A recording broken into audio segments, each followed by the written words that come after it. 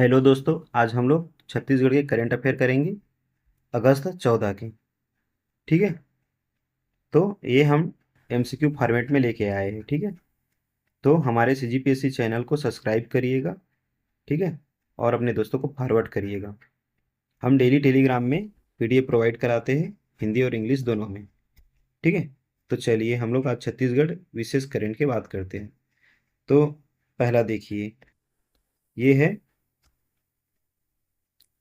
हाल ही में एक पेड़ मां के नाम अभियान के तहत छत्तीसगढ़ के किस जिले में ट्री एटीएम तथा मोबाइल पौधे वितरण वाहन की शुरुआत की गई है? तो ये कहाँ की गई है? जसपुर में। इसका एक्सप्लेनेशन देख लीजिए। विष्णुदेव सहाय द्वारा जसपुर जिले में एक पेड़ मां नाम अभियान के अंतर्गत ट्री एटीएम एवं पौधे मोबाइल वितरण वाहन का शुभारंभ किया गया है। और इसका मुख्य उद्देश्य क्या है? पर्यावरण संरक्षण और पौधेरोपण को जन आंदोलन बनाना। ठीक है। आगे चलते हैं हम लोग। ये देखिए, ये दूसरा क्वेश्चन है हमारा। तो केंद्र सरकार द्वारा मंजूर किए गए प्रस्तावित जबलपुर भोपाल ग्रीनफील्ड एक्सप्रेसवे तथा जबलपुर कवर्धा सिमगा रायपुर के संदर्भ में निम्नलिखित कथनों पर विचार कीजिए। तो देखिए, पहला ना, यह 6 लेन एक्सप्रेसवे मार्ग मध्य प्रदेश की सीमा से कवर्धा होते हुए रायपुर को जोड़ेगा। दूसरा है, इस परियोजना का मुख्य उद्देश्य मध्य प्रदेश रायपुर के बीच यात्रा की दूरी एवं समय को कम करना है। तो सही क्या होगा?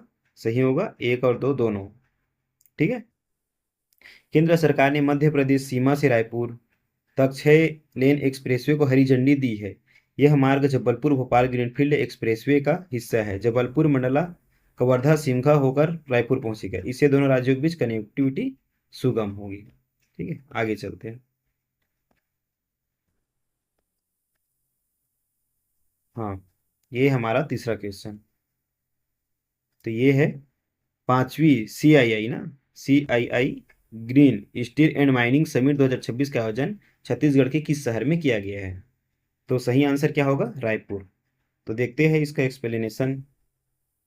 भारतीय उद्योग परिसंघ द्वारा 5वीं green steel and mining summit का आयोजन रायपुर में किया गया है। इसका उद्देश्य छत्तीसगढ़ को न केवल पारंपरिक इस्पात उत्पादन बल्कि वैश्विक green and value added steel hub के रूप में पहचान दिलाना है तथा राज्य में सतत औद्योगिक निवेश को आकर्षित करना है। आगे चलते हैं नेक्स्ट।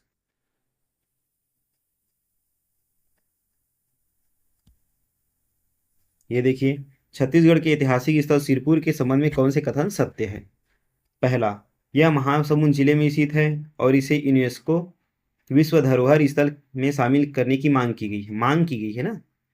यह प्राचीन काल में पांडु वंश की राजधानी तथा प्रसिद्ध बौद्ध यात्री हेन सांग 639 में यात्रा की थी। ठीक है। और यहाँ प्रसिद्ध लक्ष्मण मंदिर, गंधेश्वर मंदिर, आनंद प्रभु कुटी विहार स्थित है। तो क्या सही हो जाएगा? तीनों सही हो जाएगा। ठीक है। सिरपुर कहाँ है? महासमुंद जिले के में महानदी के तट पर अवस्थित है। यह पुरातात्विक स्थल है, ऐतिहासिक स्थल भी है। ठीक है। पांडुवंशी शासकों की राजधानी भी रही है। और चीनी यात्री ह्वेनसांग ने यहाँ 639 में बौद्ध धर्म का बड़ा केंद्र था, यानी कि यात्रा किया था। ठीक है।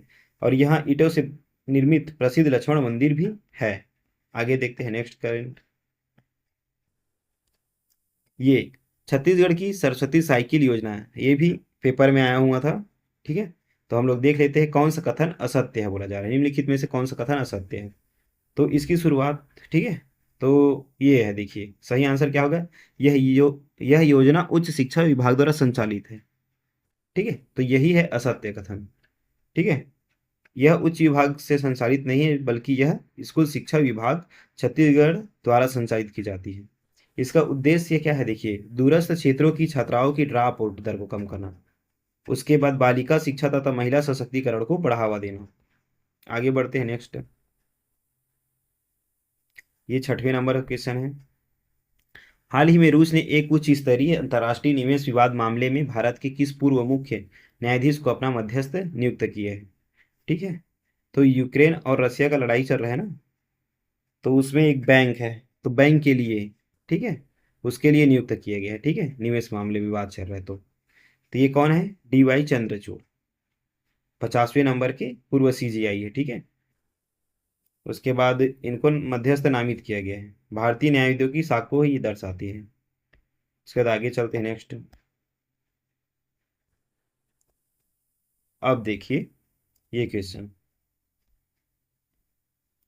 प्रधानमंत्री श्रम योगी मानधन योजना के संदर्भ में निम्नलिखित कथनों पर विचार कीजिए। तो क्या है? पहला, यह श्रम रोजगार मंत्रालय द्वारा 2019 में शुरू किया गया था। एक स्वैच्छिक और अंशदायी पेंशन योजना है। दूसरा, 60 वर्ष की आयु के पश्चात असंगठित क्षेत्र के पात्र श्रमिकों को 3,000 रुपये मासिक न्यूनतम सुनिश्चित वेतन पेंशन दी जाती है। उसके बाद 18 से 40 वर्ष आयु वर्ग के वे श्रमिक जिनकी मासिक आय 15,000 रुपये है या उससे कम है, इसके पात्र हैं। तो क्या होगा? सही, तीनों सही हो जाएगा। तो ये पीएम श्री योजना, ठीक है, पीएम यानी कि प्रधानमंत्री श्रम योगी मानधन योजना, ठीक है। इसकी योजना में लाभार्थी की आयु 55, लाभार्थी के आयु के अनुसार 55 से 200 रुपये मासिक योगदान देना होता है, जिसमें 50% अंशदान केंद्र सरकार द्वारा समान रूप से दिया जाता है, ठीक है। और इसमें कौन सदस्य नहीं होंगे? देखिए, ईपीएफओ, एनपीएस या ईएसआईसी के सदस्य योजना के पात्र नहीं होंगे। आगे बढ़ते हैं, नेक्स्ट। हाल ही में आत्मकथा पुस्तक है ना, triumph of the Indian Republic, my life my struggle, Bharat के किस पूर्व राष्ट्रपति से संबंधित है? रामनाथ कोविंद। ये 14 क्रम के राष्ट्रपति थे, 2017 से 2022 तक थे, ठीक है। और इन उनके जीवन की यात्रा संघर्षों एवं राष्ट्रपति कार्यकाल के अनुभवों को वर्णन किया गया है इसमें। आगे बढ़ते हैं।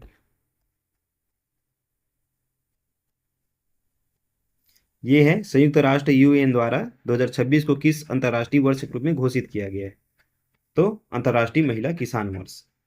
ऐसे क्वेश्चन बहुत इंपॉर्टेंट हो जाते हैं, सीजीपीएससी प्री में आ चुका है, ठीक है।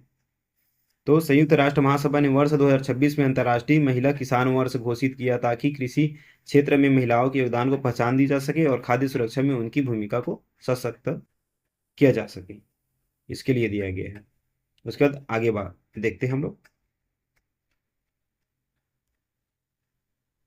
ये है 73वीं मिस वर्ल्ड प्रतियोगिता 2026 में भारत का प्रतिनिधित्व करने वाली निकिता पोरवाल का संबंध किस राज्य से है?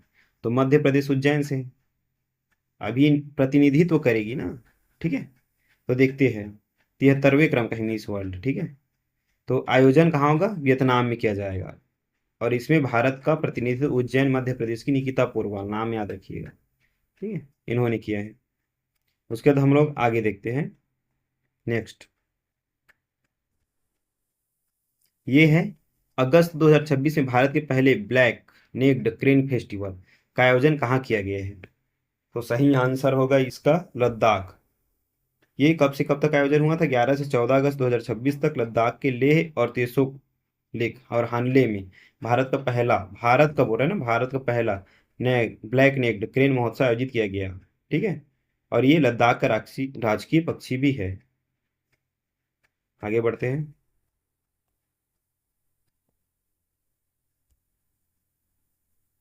हाल ही में प्रसिद्ध भारतीय विज्ञानी प्रोफेसर दीपक धर को किस संस्था द्वारा वर्ष 2026 के प्रतिष्ठित डिराक मेडल, याद रखिएगा ये है डिराक मेडल, से सम्मानित किया गया है? तो सही क्या है? इटली। तो देखते हैं इसका एक्सप्लेनेशन। सैद्धांतिक भौतिकी के क्षेत्र में उत्कृष्ट योगदान हेतु international centre for theoretical physics Italy द्वारा दीपक धर को प्रतिष्ठित डिराक मेडल 2026 प्रदान किया गया। Next question. ये ग्लोबल साउथ फिल्म फेस्टिवल की मेजबानी भारत के किस शहर द्वारा की जाएगी, जिसकी घोषणा ब्रिक्स वेब बाजार के दौरान हुई? तो ये मुंबई में होगा, ठीक है। ग्लोबल साउथ देशों के बीच फिल्म सह निर्माण तथा मनोरंजन क्षेत्र में निवेश एवं सहयोग को बढ़ाने के उद्देश्य से मुंबई में ग्लोबल साउथ फिल्म फेस्टिवल आयोजित करने की घोषणा की गई है। आगे बढ़ते हैं।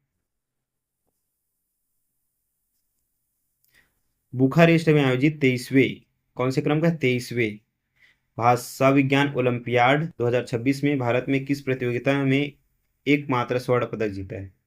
तो सही हो क्या होगा? श्री लक्ष्मी वेंकटरमन। देखिए ये कहाँ हुआ था, ठीक है, 23वें क्रम का, भारत ने 23वें क्रम के, ठीक है, ओलंपियाड में 2026 में कुल 4 पदक जीते, जिसमें से एक स्वर्ण है, 3 कांस्य और एक विशेष है ना, विशेष लिए एक ऑनरेबल मेंशन जीता है, इसको विशेष तहत मिला है। और उसके बाद देखते हैं विजेता कौन कौन से हैं। तो श्री लक्ष्मी वेंकटरमन स्वर्ण जीती है। उसके बाद आरव निशान अभ्युदय कांस्य पदक प्राप्त किए हैं, ठीक है। तो ये हमारा वीडियो आपको अच्छा लगता होगा तो हमारे चैनल को सब्सक्राइब ज़रूर करिएगा। और ये हमारा टेलीग्राम चैनल, इसमें जाके जुड़ सकते हैं, नीचे में लिंक दिया जाता है। ठीक है, मिलते हैं अगले करंट के साथ। धन्यवाद।